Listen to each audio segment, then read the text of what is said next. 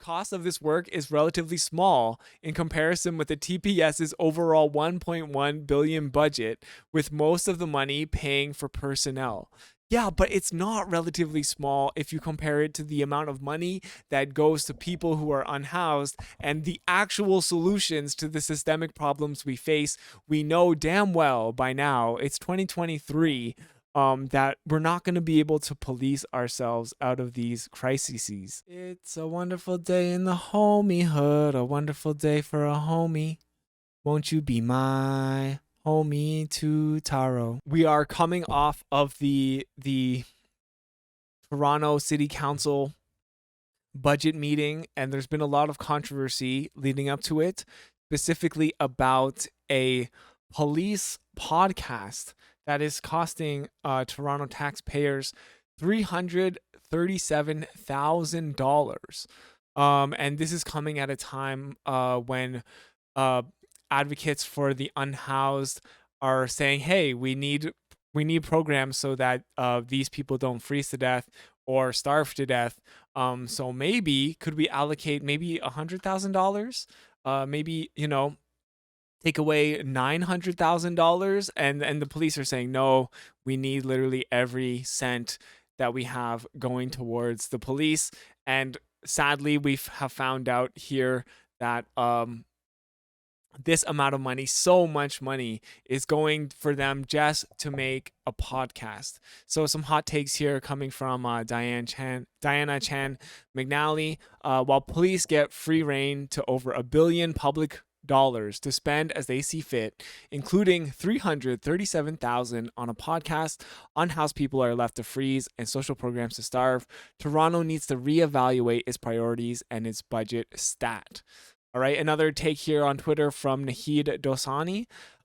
So let me get this straight. The city of Toronto was okay with the Toronto police using $337,000 of our tax dollars to create a podcast barely anybody listened to, but wasn't okay using $400,000 to fund a 24/7 warming center to prevent hypothermia and death. Where are our priorities? All right, and one more hot take here from Ahmed Ali.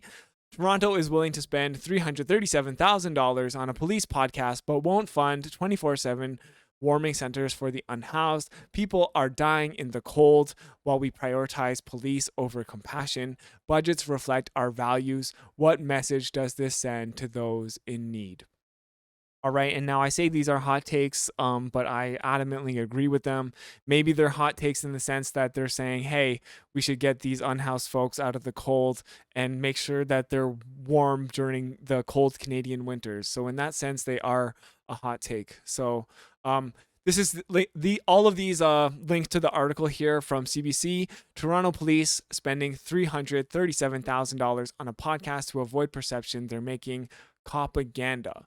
So one thing I'm confused about by this title is to avoid the perception that they're making propaganda, but they're literally like making propaganda to avoid the perception that they're making propaganda. I don't know. I'm really confused. But anyways, here's the article. Toronto police are spending more than $300,000 worth of taxpayer money on a podcast with a limited audience. Which is the other ridiculous thing. Like, not everybody is even allowed to listen to this. The podcast, produced by a third-party company, is called 24 Shades of Blue, which is just like cringe. Like, do you really need to evoke 24 Shades of Gray or whatever it is, which is like evoking the imagery of like BDSM and mixing it with police? And yeah, it's just like, who branded this? It's so gross, especially when you consider that, violence against like citizens from the hands of police is a thing. So like, maybe don't evoke like consensual BDSM as part of that imagery. It's really weird and gross. Its objective, according to a statement provided by police, is to offer a behind-the-scenes look at policing that takes more time than traditional media would offer. So The problem I have with this is that traditional media already offers police like so much opportunity to cover their own butts. How many times do we see an article in traditional media, mainstream media, that is just like Toronto police chief said X, and they just like print that as the headline, where it's like, hey, like it doesn't really matter that the Toronto police chief said that. Like, that's not the headline. The headline is what the police chief said true or false? That's your job as the mainstream news, is to not just print what they say verbatim, but to actually get to the bottom of these stories. So it's really frustrating that this money needs to be allocated for like something that's really already done by mainstream media. Toronto police declined to be interviewed for this story. Okay, but I thought they want to set the record straight where traditional media is unable to, but they're not even willing to be interviewed for this story. Okay, very strange, but also maybe not that strange if you consider that all cops are B words.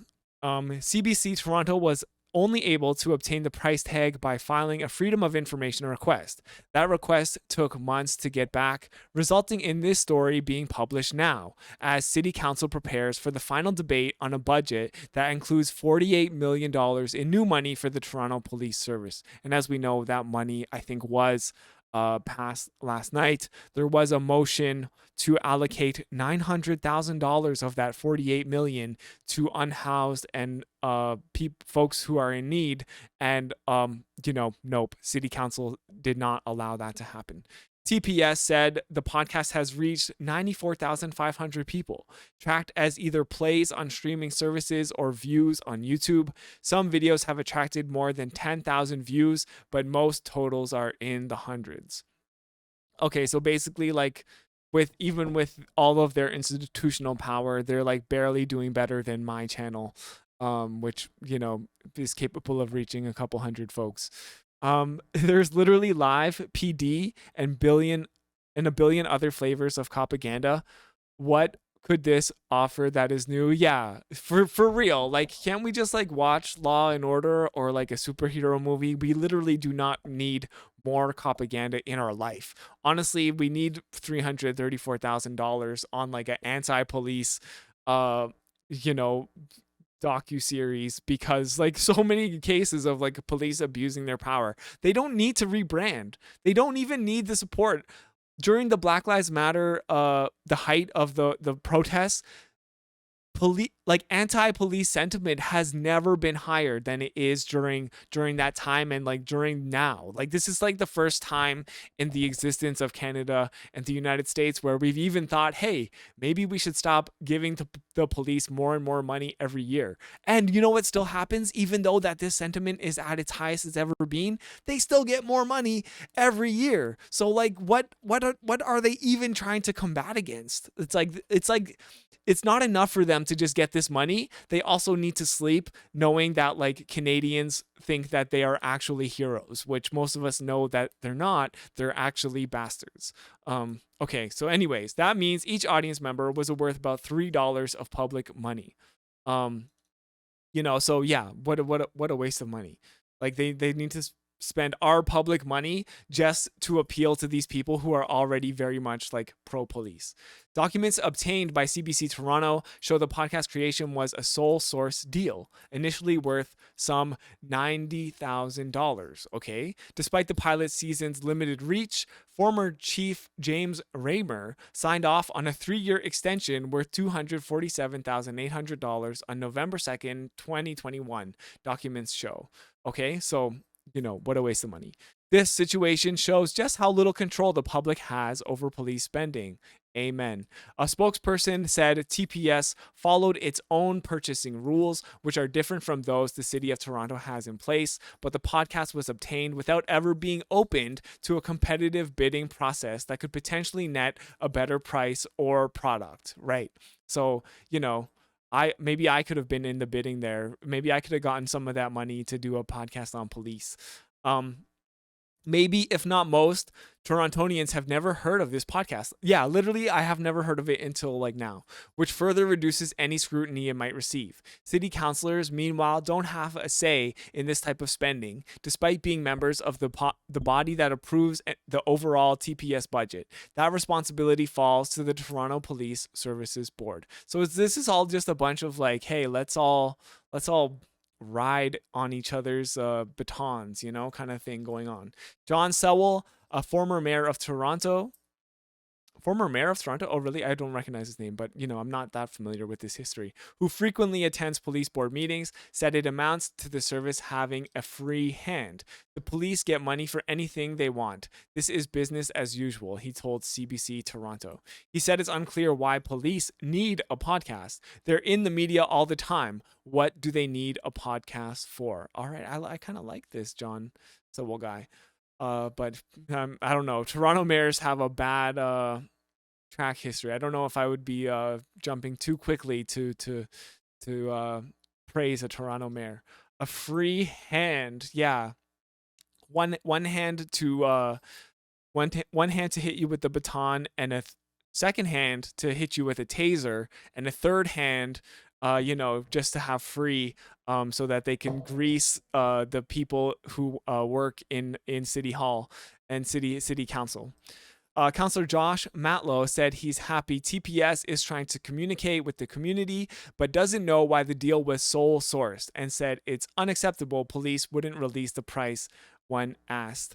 One hand jerking themselves off via the podcast, true, and one free for beaten. Yeah, for beaten. I guess you could take a break from beating Black and Indigenous people in order to beat off your own dick. Yeah, I see where you're going with that now. Jangler. Matlow also questioned whether this is a good use of public money as the city grapples with a massive financial crunch. Yeah, it's like, yeah, the city is so pressed for cash, and they're like, what if we had a podcast? Police leadership has been telling city councils TPS needs more money for core duties, including addressing violent crime, keeping our roads safe, and improving response times for emergency calls. Matlow says the podcast spending feels incongruent, he said. Yeah, that seems pretty obvious. The city's auditor general said in an email, there are no reviews relating to TPS happening at this time. The Police Services Board would have to request the auditor general look into the podcast procurement for an investigation to happen. So it's like, hey, not only are we going to spend all this money on having this horrible COPAGANDA podcast for police, but we're also going to have an investigate. Now we have to have an investigation into it to see if like it was done in a good way, which we already like. Why even waste the money? We already know it's like a waste of money. So, show is produced by Obie and Axe, a podcasting company that operates in Toronto and the U.S. and makes shows for police, governments, agencies, and big brands. Okay, wow. So it's like it's all part of this like organization. Like they do this for a living. Documents show company co-founder and CEO Andy O'Brien approached former deputy chief Shauna Coxon about doing a podcast in 2020. Okay, yada yada. Boring. Andy O'Brien is nothing short of a character with mad skills on startups. He runs the cool podcast I showed you on the deck on. Showed you the deck on. Okay, I don't know. Anyways, it's getting weird. They're stroking each other's batons even more here. Further, Obie and Axe is, according to police, the only podcast in Canada that will produce a sub-podcast from beginning to end, including providing hosts, the set, sound, and editing for a stylized, complete product. Bro, most people are able to produce a podcast like from the comfort of their own home. Why do they need a set and like they need a set? Because they're on YouTube as well. Like they need a set where they can like astroturf the crap out of this thing. Police control questions get final edit on the content. Okay, so that seems pretty self-evident in the subheading here that they have. It's not a just process. There's no journalism involved in this. It's literally just cops jerking themselves off. No clear targets for success set. Okay, so again, I don't even know if this is worth reading. These head subheadings basically say it all. Um, no clear targets. Yeah, like what would success, how would you measure success for a project like this? Like, is it that you reach a certain amount of people? Is that you convince a certain amount of people that defunding the police is not important and that we need to keep giving the police money with no strings attached so they can do stupid things like create media that they don't need? Um, One document suggests the show appears to be reaching one demographic police struggle to connect with: men aged 18-34. Really? They have trouble connecting with that demographic? I would think most police officers, at least when they begin their careers, are like white men aged 18-34. But oh, okay. um that it why do they even need to reach these demographics? I don't even understand. Success equals having the coolest and best, most awesome podcast company doing it for you. Yes, and then having them probably charge out the ass in order for this to happen. So documents show they've paid the crisis management firm Navigator to provide advice, also on a sole source basis. They've recently had former reporter Tamara Cherry run a series of interviews dubbed hashtag TPS Trust. Oh my God, this is so cringe. The cost of this work is relatively small in comparison with the TPS's overall 1.1 billion budget, with most of the money paying for personnel. Yeah, but it's not relatively small if you compare it to the amount of money that goes to people who are unhoused and the actual solutions to the systemic problems we face. We know damn well by now, it's 2023, that we're not going to be able to police ourselves out of these crises. So I just wish that that the Toronto Police and Toronto City Council and the media, like even this article by CBC, which is highlighting this problem, is in a way doing lip service for the Toronto Police in this case. So just like, massive failure on all levels. These are the types of things that really grind my gears. So please, let's defund the Toronto Police. I don't think it's going to happen anytime soon, but I really wish that city councilors and people in power would wake up and realize that, hey, if we want to solve these problems like systemic poverty, we're actually going to have to invest in the people who are suffering from poverty. We're not just going to be able to police them into having better lives.